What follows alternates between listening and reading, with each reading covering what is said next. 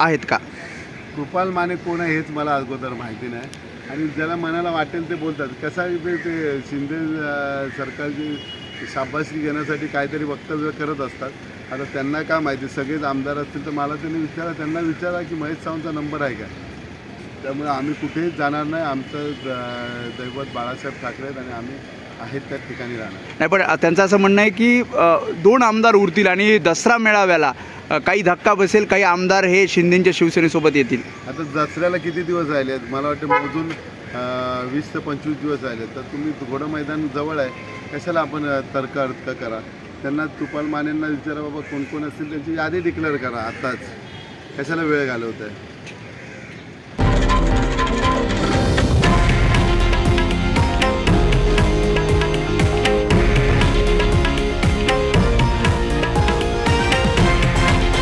हे आहे देशातील नंबर 1 न्यूज नेटवर्क आणि आपण पाहत आहात TV9 मराठी, एकमेव.